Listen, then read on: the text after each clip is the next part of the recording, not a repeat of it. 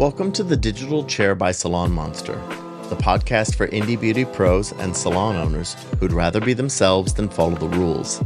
I'm your host, Liam, and this week we'll be talking with Sarah Cabral, a balayage and blonde specialist, an educator, and a member of the Behind the Chair team. We chat about real talk on education, escaping forever assistant traps, and renter pricing. Welcome to SalonMonster's podcast. I'm here with Sarah. Is it Cabral? Yep. Fantastic. I'm here with Sarah Cabral. Sarah, thanks so much for joining us. Thanks for having Can you me. tell me a little bit about how you got your start?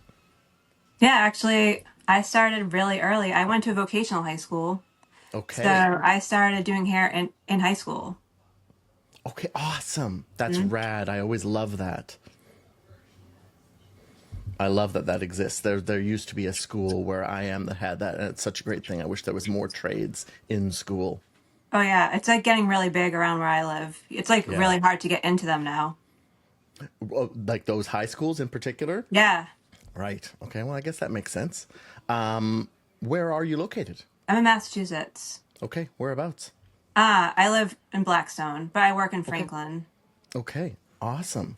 So you started right out the gate early on. And did you, when you finished high school, did you continue with your career in the hair industry at that point? Yes, I've actually never stopped doing hair. I've been doing hair for 23 years, to be exact. Amazing. I love it. A long time. Yeah, I think I'm at 26 years. It's a weird number Yeah. to think about because I'm pretty sure I'm still in my early 20s, Same. minus all the gray hairs that I have. Okay, so you got your start there. Where did you go after high school? What was the next step? So I started like being a shampoo girl when I was like 14. So I was in a salon for like feels like my whole life basically. Okay, Like right out of school. I'm trying to remember what I like hopped around a lot at the beginning, so I found a hard time to like really just find my place. I feel like back then other hairstylists weren't so generous as we are now. Like we love sharing, like educating each other, just like helping each other out. I feel like the hair industry is a lot different now. We're very much a yes, community. Back yes, then, like no one was really willing to help the new stylist out. It was very competitive. no, yeah, So I had a hard time just like finding a place that would really just feed me and like give me that chance. So I went from like I did like cost cutters. I worked at some lady's salon in her house. I worked at Delaria salon. I definitely worked at okay, a good amount of salons until I think I was about 20 when I finally found one that I stuck at for like 7 years before I okay, started going off on my own. yep. Okay, So so it was after that definitely a seven, journey.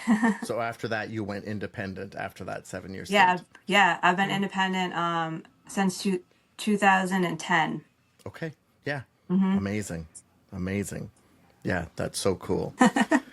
Okay, so you from 20 to around 27, you were working at your first sort of stay there Yes. salon for an extended Hmm. period of time.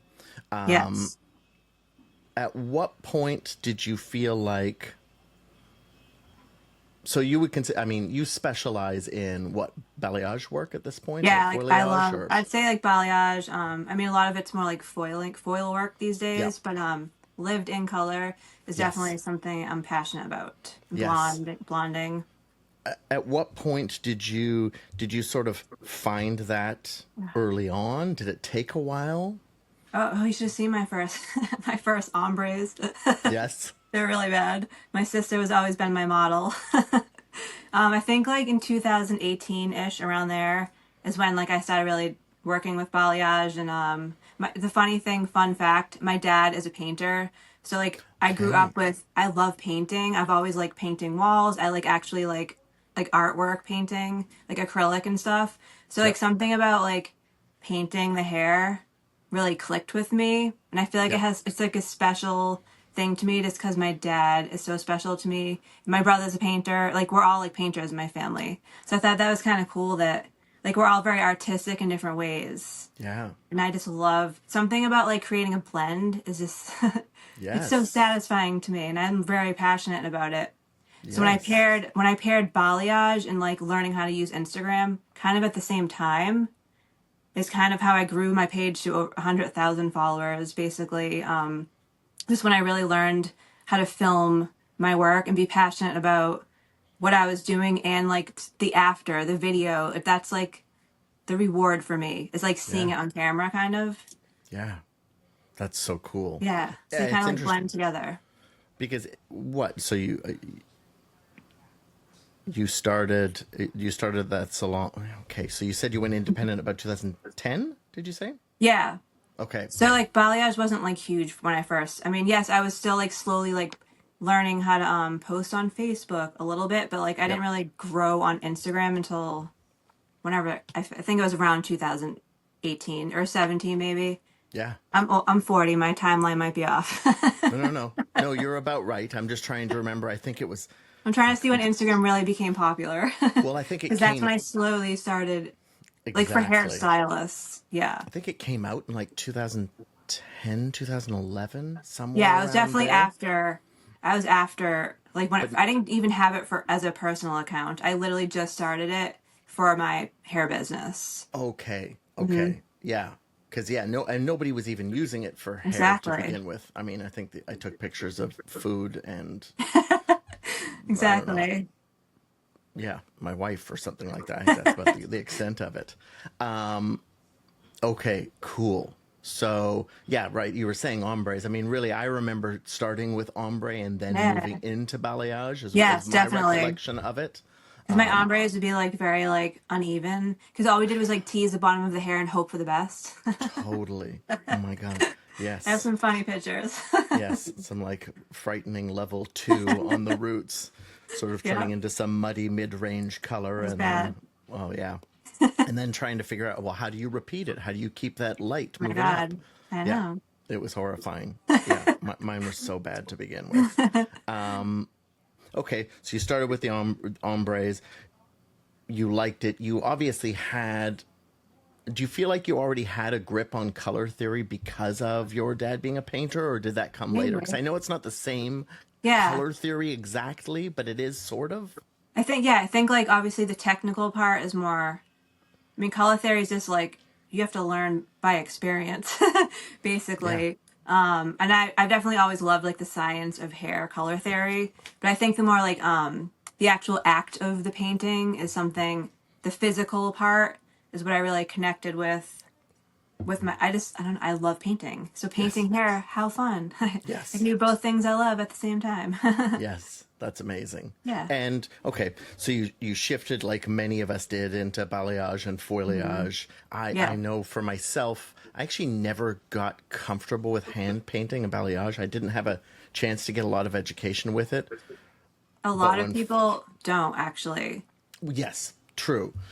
But I'm one of those people who won't do it.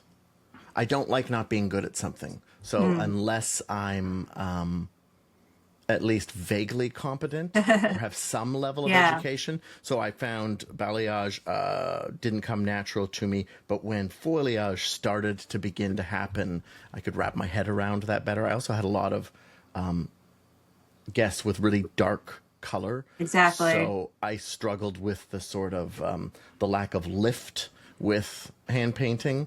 And whereas once it was in a foil, I found like I had way more control over it. Did you did you love balayage right away? Yes. I mean, yeah, Yeah. I was like, I mean, obviously you wash it out, you're like, oops, there's a spot. Like, no one's perfect, Yes. takes practice. I mean, I Yes. still, like, I'm not perfect. You might have a bleeder, like a little spot, do a root smudge. Yeah. Like, there's ways to perfect the end result. Yeah. But I would still agree with you that balayage is not for every client. I like to paint a Yes. brunette who wants warmth, or a Yes. level 7 I can get nice and icy blonde. But if Yeah. you're looking for that lift, I'm definitely like 80% doing foliage right now Yes. versus actual physical hand painting on my clients. So it's still like a great tool to have. You can like mix up techniques. I do that all the time. I love mixing different techniques. I just posted this. I call it the trifle, where I do like balayage and a foliage panel in a low light, so three colors at once. Yep. It's so beautiful because like balayage, you get like the warmer tone. The Yep. foil, you get the light, more lift, and then like the low light. So I just love like dimension. It's just Yeah. fun like getting creative and like mixing your techniques Yes. and having That's fun so with it. cool. That's so cool. Mhm. Denver, one of my amazing colleagues, who's probably who you spoke with the most, Denver handles a lot of our social media, wanted me to ask about a good way to learn balayage on really dark hair, particularly Asian hair.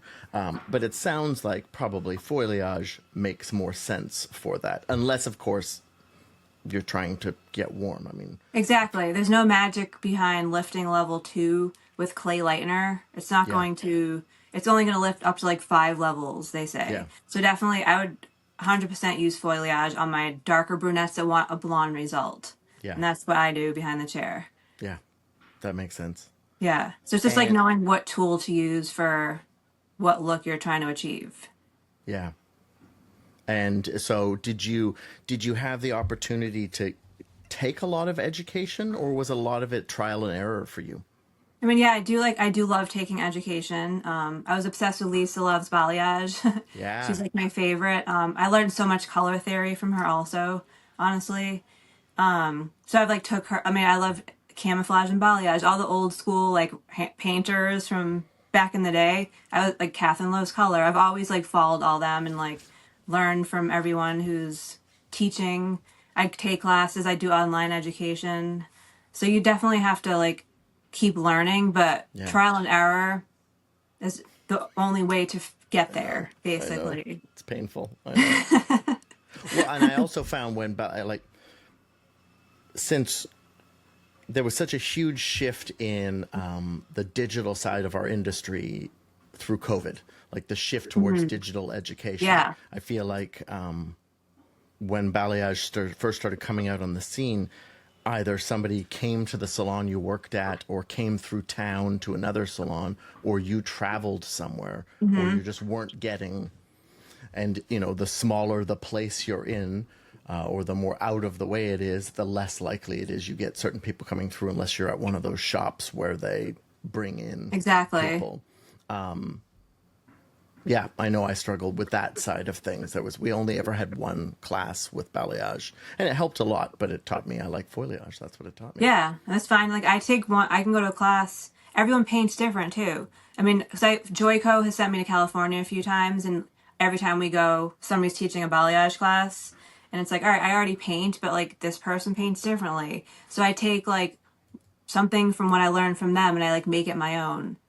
So Yeah, like everyone has their own. We all paint differently too. So there's no like right or wrong way. I teach that in my classes all the time. This is how I do it, but you guys do it however you want. Just take something from what I'm teaching you and make it your own. yeah, that makes sense to me. I Hmm. mean, yeah. At what point did you get into education yourself? So, funny story. Yeah. So, like, when I went to high school, I hated school. Like, I was not a good Yes. academic student. I Nope. actually almost dropped out junior year because I just, like, was miserable. But, like, I loved hair. So I'm like, I can't drop out. I have to get my hairdressing license. So that's kind of like what kept me, like, in high school. Because we had shop week and then academic week. So every other week, you'd go back and forth. So I'd want to skip all of academic week and go to shop week. So then I finally graduated and I was like, I'll never return to that school again. And then like a few years later, this girl reached out to me. Was like, hey, I'm going to Tri County, my old high school. Like, do you want to come and teach a balayage class with me? Oh, And I was wow. like, I'm like, I guess so, even though I swore I'd never go back there again. So I did not know how to teach. I was like so scared, even though these students like wouldn't know if I'm not telling them the right way. They're literally just in hairdressing school. So I actually offered to go teach a class there, and I taught my first class with her. So scary, out of my comfort zone, but Yeah. I was like, wow, that was like pretty cool. Like pretty. So then the next year, she invited me again. So then by the second time, I was like, this is like I just knew I had a calling to teach. Yeah. So I just really wanted to I started teaching independently. Like I didn't have a brand backing me up. I remember saying like I wasn't on the BTC team yet. So Yeah. I just felt like insignificant. Like Yeah. who am I to like say I'm a teacher? Like and then I was like, you Yeah. know what? I just felt like I was supposed to do it. So I like posted my first class and had like 10, 15 students the first time. It was incredible. So like just like the feedback, I still have the same people that came to my first class, like still coming to my classes. It's That's like so amazing. exactly. So I'm like, who am I that like people would still keep think I'm a good educator and keep coming to me? But I just feel like when you have like a calling, like you don't have to have anybody else telling you to do it. Like you just do it. That's so amazing. It's interesting listening to you talk about well, what sounds like imposter syndrome when you Oh, show so up for your much. I still first have it. course. It's such It's a so bad. like typical trait in those that get into our industry. It's like it's an industry filled with 95% people who don't think they can be it. There is that small 5% of people who are usually beyond overconfident Oh and yeah. think they're vastly better than they are, and then everyone else just lacks the confidence. But it is fascinating with education when you first realize, especially probably at the end of that first class that you taught, the fact that no one was heckling you or saying this is the worst thing ever or Yeah, they you're an never said idiot. give me my money back. And they're asking you questions and they're So looking at you cool. like the expert that you I'm don't like, feel like you are, but that you probably are.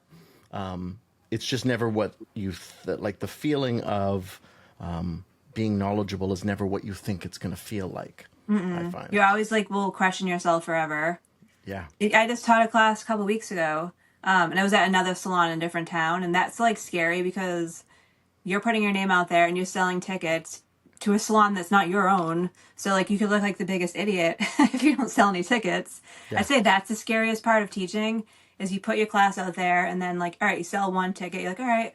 And then a week goes by, you're like, oh shoot, what am I gonna do? I have one student. So then like all of a sudden at the last minute it filled in, which was incredible. But it's still like scary every time. Yeah. And the ladies there were like, "Oh, we like loved having you. Like you're welcome back anytime." And I'm like, "Really?" I'm still like always in awe when people like tell me I did a good job. You Yes. know? I know. Who am I? Uh, yeah. What are you going to do? I don't know. I don't know how much therapy it's going to require before that feeling goes away. Maybe there isn't a quantity and it's It's just, okay to stay humble, yeah. I think. Yes. No, I think it's You great. know? It's much better than the opposite. Mm-hmm. So you were independent educating for quite a while. At what point? So was BTC the first like group you They're became a part of? yeah, and it took me 3 years of tagging them to get Oh, really? recognized. Yeah.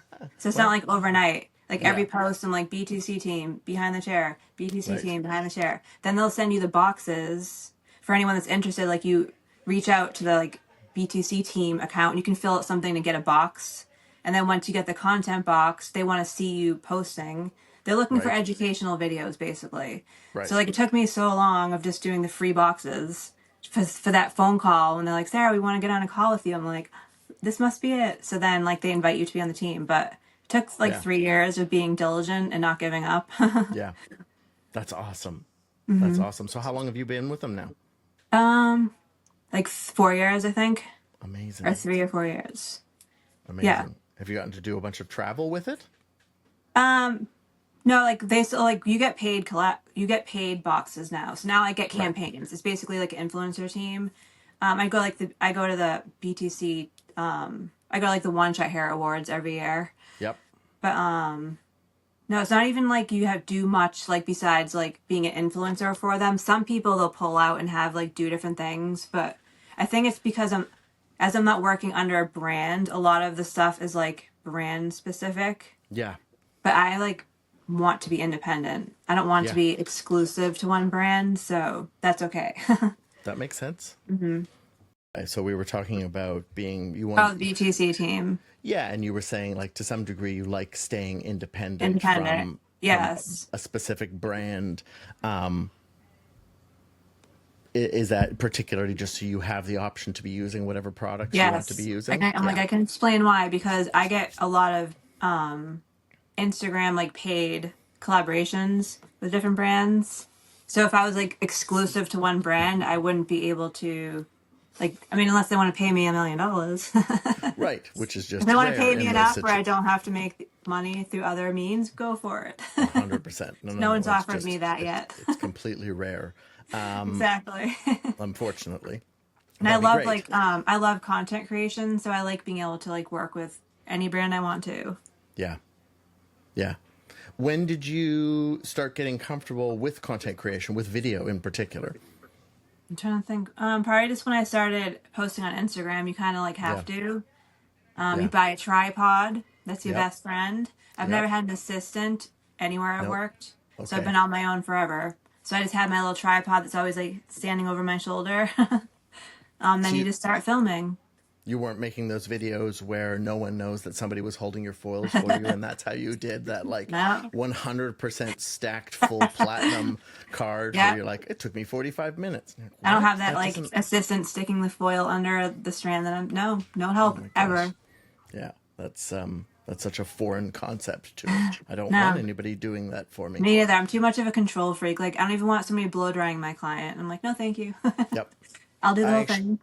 I did an apprenticeship, and when I was coming up, the one of the primary people, I was the salon apprentice, and it was a 12 chair salon, but there were a couple of people in particular that were educators, that were just natural educators, and Hmm. one of them was really adamant. He didn't do book backs. He didn't like taking appointments in between appointments. Yeah. He liked being, he Present with his found, client. yeah, his guests were Hmm. paying to be with him as Yeah. much as they were paying for their service. He was very strongly advocating for making sure they stay facing the mirror. Like he said, I feel like when I turn them away from the mirror, I'm telling them I don't want you to see what I'm doing, or it doesn't look good. Obviously, like in barbering and things where you need to be turning and looking at Yeah. shadows Yeah. and you're blending, there's a purpose to it, but I came away from that with that just independent sense of I don't need anybody doing anything for me. I do Yeah. things for me, Hmm. and I'm I do kind of like things that for. too, just because I've never had an assistant. Yeah. Yeah. Like, I'm not saying I'd be opposed to the concept of it, but yeah. Yeah. Fascinating. Okay. So when it came to choosing products, have things changed dramatically for you from like when you began doing balayage and foiliage to now? I mean, it seems like when balayage began, I don't even know if there were clay lighteners to Yeah. begin with. Yeah, I definitely like have my specific products I like for different reasons. I Yeah. Some people paint with regular lightener. I Yeah. personally don't like to because I feel like I get more bleeding that way. I love the clay shell that it creates. Yeah. I paint with actually a paintbrush. Oh, you do? Um, Love it. mhm. I Love like to it. paint with a paintbrush. I'll buy chip brushes from Amazon. They're my favorite. They're like the throwaway ones because they have like Okay. they're like the lightest bristle. I Okay. do like the power painter from like Framar and those types for Yep. like heavy, thicker hair. But Yep. like sometimes I just love like an actual chip brush, Okay. which What? is Yeah. funny. And for those that don't know, what exactly is a chip brush? It's like a from like an arts and crafts store. I don't know what they're Okay. really for. Yeah. Fair Probably enough. like I don't know, Yeah. painting wood. I It's love it. like you can get them at Home Depot. They're just like they look like wood and they're just like very like soft bristles. But they Yeah. like get the bleach eats away at them, so you don't want to keep reusing it. Just chuck it. It's so cheap. Right. Fair enough. Yeah. Um, do you use clay lightener for inside foils as well when doing foliage, or just for No, I opening up? use No. like traditional lightener. Yeah. Give me that Okay. 9 levels of lift, and I'm happy. Yes. I have a lot of Yes. brunette clients, so Yes. want to be Anything that blonde. takes 7 minutes, I would like it to take seven Yes, minutes. Yeah. exactly. I remember when I first learned, it's like you can start with a low volume of peroxide and remix and finish with a Hmm. higher volume of Yeah, peroxide. That blew my mind. Like, what? yeah, Or it actually blew my mind even when I found out. I mean, when I started, I don't ever remember anybody mixing more color except for when they ran out. Nobody was mixing more bleach to have it be fresher. Nobody was yeah. It's doing that. They very were just that's mixing true. it. I'd see somebody after like 90 minutes of It's application like with that all bubbled out, yes. lifted up, and you're like, okay, I cool. always say like I only I do 2 scoops at a time. I'm like I'm not Yeah, mixing more than that. If somebody yeah, mixes a whole bowl, I it's gonna be know. like 10 inches high when We're it also pops going to be out. pouring a whole bowl out. It's not like it doesn't begin oxidizing immediately and loses its thing. Yeah, I know. It's fun when you start discovering those little things. It also saves Yeah. you money and time. Mm-hmm. And then you don't have to deal with that whole. I remember when bleach foils for, because when I started doing hair, my apprenticeship began like January 2nd, 1999, and there was still a percentage. Foils had only been around for so long at that point. There Yeah. was still a bunch of people using caps. I did caps out of school. I graduated in Yeah, 2002. So yeah, yeah, we did okay, caps still. yeah, yeah. I remember doing caps, and discovering the hard way. You don't actually know where the hair's coming I from. was just telling my client that you like do this and you hope for the best. Yeah, maybe it's to the root. Maybe I'm coloring. I'm putting it Exactly. here, and it's coming from over here. I don't know. You might get a cheetah spot here and there. Although I don't know if you ever. I also remember seeing people who could do a crazy full cap in like 5-6 minutes. They could do, and they would add additional holes to their cap, so Oh they could God. essentially do a full head of foils in Yeah. like 5, 6, 7 minutes. That blew my mind. But yeah, no. When foils came out, it was amazing. It's a good thing. Yes, big time. Okay, so if I'm a brand new stylist or somebody thinking about becoming a stylist, what type of advice would you give someone either who's about to get into the industry or has just completed education? Obviously, it's very different now than it was when both you and I got out of Very school and different. apprenticeships. So it doesn't really. I mean, social media wasn't there at the beginning, and getting things like mentors was much more complex because it just had to be a person you knew. If you were you beginning all over again and wanted to fast track to where you are, what would you tell yourself? Well, I'd definitely find a salon that offers education. Yeah. Because not all the one. I mean, the one I stayed at for 7 years, we had the Paul Mitchell education. But Okay. definitely find people that have like a program where they really feed into their younger stylists. Like I know a few salons around where I live that they love like they like train the new stylists. Shit, they have education like week bi weekly. Like somebody who really like wants to teach and Yeah. move. Not don't work for somebody who's just looking for a glorified assistant that's just going to be their assistant forever and not care about you getting moving onto the floor and actually like growing in your own career. Does that make sense? Yeah. Like find people that like aren't going to keep you forever. Yeah. Some people hold on to those assistants because they don't want to let them go. You No. find somebody who's going to feed into you, basically. Yeah. And it's okay to not find your salon home in the first job that you get out of school. It may Yeah. take a while to find like where you really belong. You'll know Yes. when you find the right place. Yes. It's very different when you first discover it. You don't really. Exactly. Oh, that feels new. Um, I just stay out of drama. Like stay out of the drama. Yeah. Like just don't find a place that's like really like a family, Yeah. you know? And be busy. I mean, the thing I found, even at the low drama places that I worked at, I found if you were busy, you weren't in the back room. And if It's you weren't in the true. back room not being busy, you weren't part of talking about whoever wasn't in the back room at that point or whatever. I found like if Yeah. you just get, even for me, when you're not with a guest, do something else. Exactly. That's Be another thing. Like, posting. I just feel like the work ethic's a little different these days. Yeah. Like when I started assisting, I was a coffee girl. I was the laundry girl. I was sweeping the floors. I was Windexing the windows. Like I was cleaning. Like there's nothing I didn't have to do for my boss, but Yeah.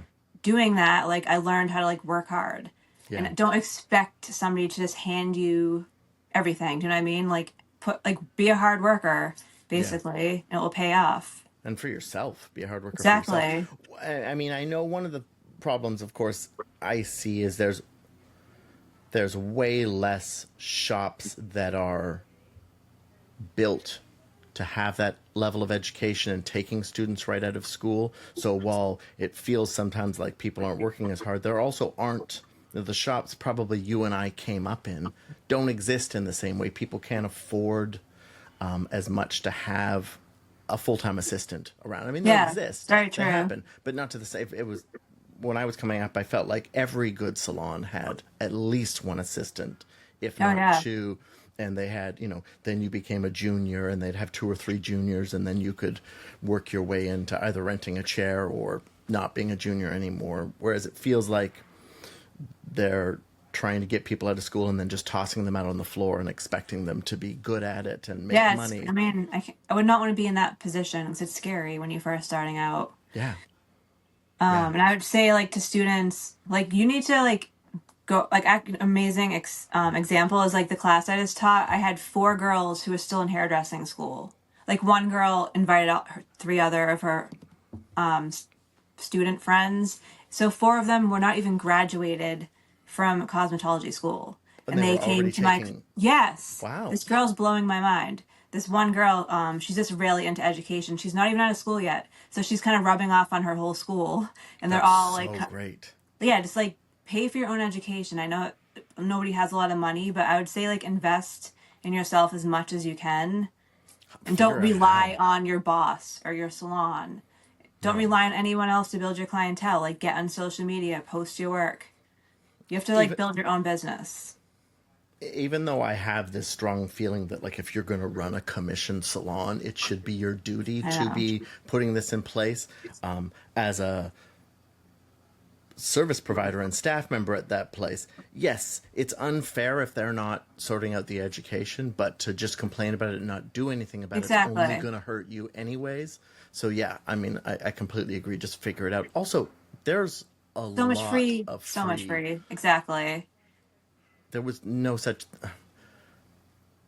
We got ripped off. I remember at the beginning, if you were lucky, a product company just happened to make a Yes. VHS or a DVD that's mostly education, like most of it's education, uh, or sort of like product knowledge education. Every yeah. now and then you'd see someone doing hair. They might not describe what they're doing it, but you're like, what's that? That they're Yeah, that's exactly. We didn't have any interesting. Huh. free. No free. Yeah. Yeah, and if you didn't work around people that liked educating or knew how to, then it was really, really hard. But yeah, you've got video now, so that's great. Okay, and then so you did 7 years at that first salon that you stayed at, and then you hmm went independent. What motivated the move to independence? Um, I was just kind of sick of my boss. Yeah, or a at, boss. exactly. There's a point where you just like want to work for yourself, and I was like really looking into it. It was like the weirdest thing in my situation because I started like I didn't even know how much rent was, so I'm like, all right, how do I find Right, out like how much does it cost to rent a chair? So then I like I my church that I went to, my the pastor's wife was a hairstylist who owned a salon, and okay, I came in one Sunday and I was gonna be like, oh, I'm like, hey, Marianne, I have to ask you a question. I wanted to ask her because I knew her salon was in a town that wasn't anywhere near where I was working. I just knew that she knew about like renting, obviously, because she was the owner. And I was like, I right. have a question for you. And she's like, Sarah, I just bought a new like a bigger salon. And she's like, I didn't tell her what my question was. She's like, Sarah, I have to tell you something. I just bought a huge new salon. Like, would you be willing to come rent a chair? And I was like, Oh, huh? And I was like, okay. I just answered yes without even thinking about it. So it's just my personal situation was like crazy because it just like happened. I literally moved my whole clientele a half an hour away from where I was, which is also risky because people don't want to yeah. drive 5 more minutes. I had to print out postcards because we didn't even have Instagram yet or anything. So I printed out postcards, mailed it to every single one of my clients, like announcing where I was moving. It was like crazy the whole thing because they didn't have my cell phone number because I was an employee. So that's Right. another tricky thing. It's hard to like some salons do not if you leave back Oh then, yeah. they are not telling anybody where you went. So I had to That like slowly collect my clientele myself and send them a postcard to that's tell why them the where I was midnight. moving. Yeah, that's why the midnight moves used to happen. I found like I know when I left the shop, I did my apprenticeship app, and it's not like they knew I had given notice. There were two bosses. One just said, "Yep, okay, sorry to see you go," and the other one said, you've never worked as hard as I wanted you to. So for these next 2 weeks, I want you to work harder than you've ever worked. I'm like, okay, that's a good way to end things. But the first one had said basically if you don't have any clients, you can be done whenever you want. Like, do anybody that's on the books for you, and then Really? otherwise. And so I went in, and because I had been the assistant, I had keys. So I did go in at like 11 o'clock at night and hand sit at the book at the front, Oh my God. handwriting Yeah. down Oh every yeah, single handwritten. person's name, and just That's what I trying to had to like do. hopefully their number was Yeah. there. You just gave me PTSD because I forgot my boss wouldn't let me work my 2 weeks. She was like, "No, Yes, you can be and that's done." common. That's I was common, like, right? "Okay." She like It's like fired me basically. I understand from the drama perspective because sometimes it can be messy having a person that's leaving for 2 weeks, and sometimes it's best to just say, "Here, I'm going to pay you for the 2 weeks." But Yeah, you exactly. should be paying the person out. Like if you're going to tell them to leave, you say, Yeah. "Here's your money," and you can go. But it also, I still see it so often in the job that I do. I mean, I do hair 2 days a week, but I also run SalonMonster. Yeah. And I see it often still I don't want people knowing where this stylist is I know, going. it's And it's pathetic. so funny because I can just look on Instagram. Like it's not, Exactly. You can it's, find anybody now. yeah, when I started, yeah, if someone left and you didn't tell their clients where they went, they don't know how to find out. I know. But now I'm like, why would you do that? They're going to find out, and then you're going to look silly for telling them. Exactly. But yeah, yes, the trauma of the midnight moves. Yeah, it was kind of scary, like quitting a job back then, because you might lose everything. Yeah. So are you still renting a chair at No, that shop? so no, No. me and my best friend just opened a salon a year and a couple months ago. So Okay. it's me and two other girls. Okay. We have a little mini salon together, just Love three of it. us. Yeah. Like in a studio suite, or you just rented a No, little it's like a space? building. My Okay. friend bought a building and she did like demoed it, and it's like 600 square feet, but there's enough for three of It's us. great. I mean, Yeah. nothing. I mean, I'm not, I've just got 2 rooms here. I found this spot upstairs, little office space. One chair salon on that side of the window. My friend rents the chair from me while I'm Yeah. doing this, and then this side's the office. It's whatever you can find works. Exactly. So like Yeah. we're so happy. You probably you know who they are. They have huge followings. Taylor did my hair, and Oh yeah. Vivid's and Balayage. Yeah. Steph and Taylor. So it's us three, Love it. in our own salon in Franklin. Love it. So we just had What our was 1 year that? anniversary. Oh, do you want to know Did what it you was? did you open? Well, I was gonna say, did you open it together? Did one No, of you like open it? yeah, Okay. one opened it and we rent. Okay. And we all Soup. teach, so we can teach out of it, which is my goal. It was to be in a place where I could just be like, hey, I'm teaching this class this Monday. And she's like completely like, that's why we're here. So anyone who Right. wants to do a class, whenever you want to do. That was like another thing why I left my last salon. Like that, the pastor's wife retired. She was older, so she gave it to her son.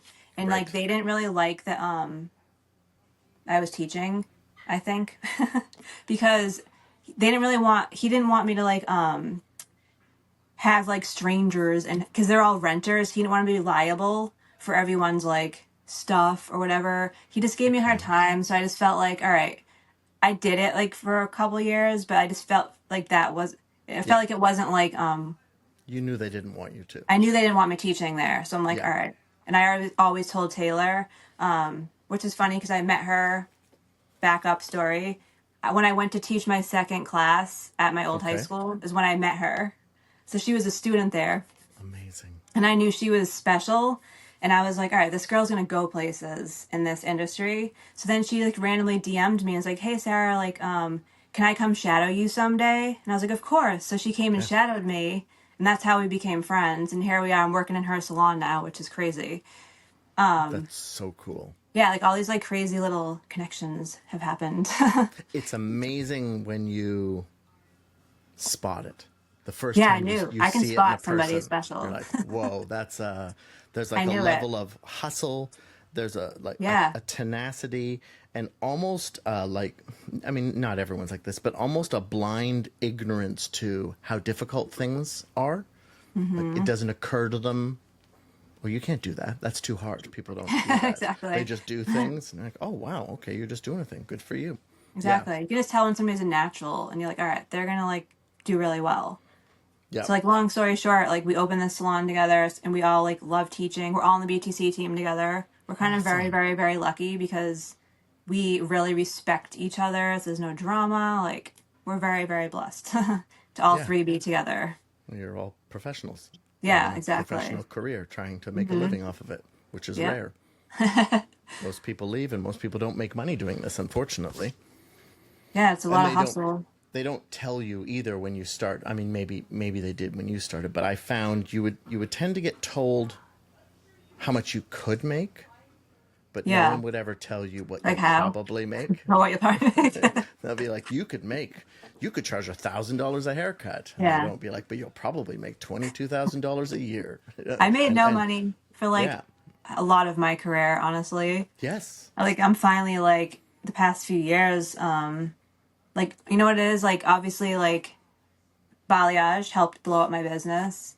Instagram getting paid through like other means like yes, collaborations and teaching. yeah, So I mean there are ways to make good money in this industry, yeah. but you can't expect it right out of school because No, I made no money for like 10 years. and it's rare. It's even more rare that it'll come from just doing hair. Exactly. So true. For me, it's probably really only the last 10 years. It required a shift from me. I had to sort of shift my perspective and look at it a different way, get comfortable with charging actual Yeah. money Mm-hmm. and not having prices that were 10% higher than when I did my apprenticeship. Do you know what I mean? I still meet people. Well, Brittany, my coworker that rents my Mm-hmm. chair over there, they got out of hair school, and I've done a podcast with them and talking about how they grew their business. They're like the hustler of hustlers. They made it happen Yeah. so fast. But when I first heard that they had done hair school, I heard they were like doing haircuts out of their kitchen for $15. Mm-hmm. And I contacted them. I'm like, please don't do that. When I did my apprenticeship in the late 90s, it was, $30 and $40 for haircuts. Don't charge less or the same as an apprentice from 45 years Yeah, that's ago. crazy. You can't do that. It has to be higher. And I get wanting to not rip people off or wanting to be able to have people afford to come in. But yeah, pricing properly. And then just, specializing in things, all that stuff. Exactly. Yeah. Did you find as you stepped further into education and realizing you specialized that you were able to make more money off doing hair as well? Yes, definitely. So obviously, over the years, I mean, like you said, it's hard. Like, especially working for yourself, you like go up 10, maybe $5 to $10 a year, and people complain. Yes. But like knowing your worth, I know this is like the cliche, know your worth, but definitely supply and demand. If somebody, if I'm like booking, if you're like filled with a certain service and you're known for it, you deserve to be charging more for that. Yeah. And obviously you can like really break down the math of like what your overhead is, and salon, they have salon scale as ways to like see how much you're spending with in product. There's a Yeah. lot of ways to do it, but I'm like comfortable with my prices today. Yeah. I think we should always keep going up every year a little bit with like inflation and everything. Yes. Obviously we have to. Yeah. I know, because if you don't, and this is what I see when I see like labor movements asking for money, and people are like, that's too much. I'm like, that doesn't even cover inflation. That's actually Exactly. making less money. Like if you're Yeah. not raising your wage every year, you are making less money every year. You're like losing money. I Exactly. get that the number's the same, but that's not how this game No, because works. life is more expensive every year. One of the things I found that was a big shift for me when I figured out how to make a not horrifying living off of this, but actually like getting paid was, I got more comfortable with numbers, which was not a thing. Mm-hmm. I didn't do well in school. Math was not my strong suit, Same. but I decided to actually start doing my own business taxes, and and by doing that, I realized I had the numbers to be able to tell me exactly what my job cost me per hour. Like here's all Yeah, my I tried doing that expenses. once.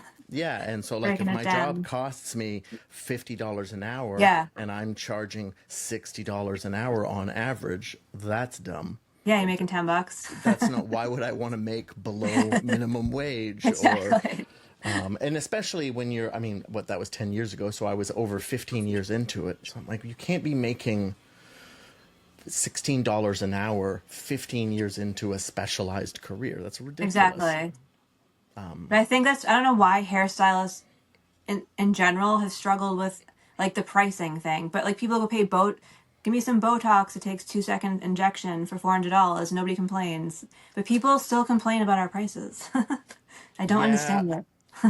I mean, yeah, I mean, I think it's been getting better the last 5 years. Like, I think that the movement that happened at the beginning of COVID, when everybody was at home for a few months Mm. or a few weeks, depending on where each person was, and just had time to share information. Like, there was this crazy thing that happened briefly when we all figured out how to use Zoom at one point. And there was suddenly classes happening and people were talking and coaches were coming up and all sorts of things were happening, and a big shift happened there.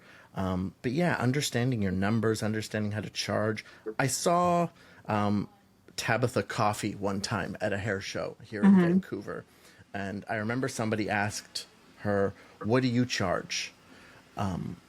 And she says it doesn't matter what I charge for what you charge. Yeah. And one of the things she was big about was real estate. And what she meant by that is, where are you? Yeah. Like, Exactly. Where you live.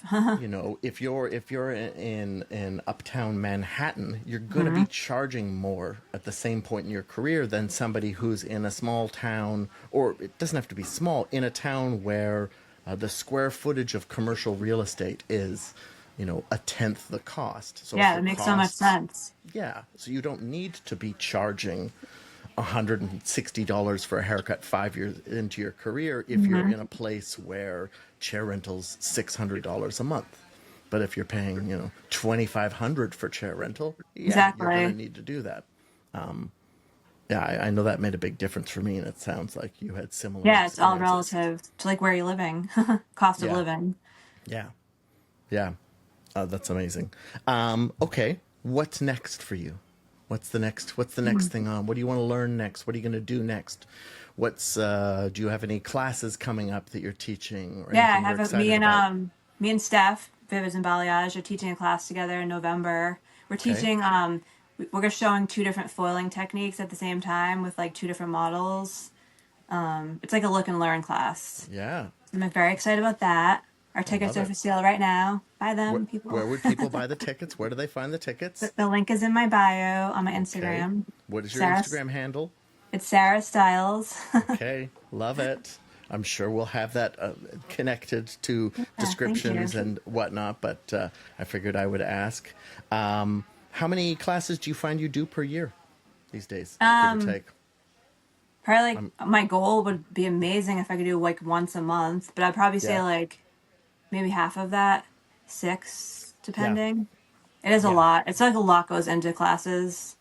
Just like the whole preparation, like getting all the swag bag stuff. I have to email all the brands to get sponsors. Yes. Um, Everybody just wants a a swag lot. bag. So exactly.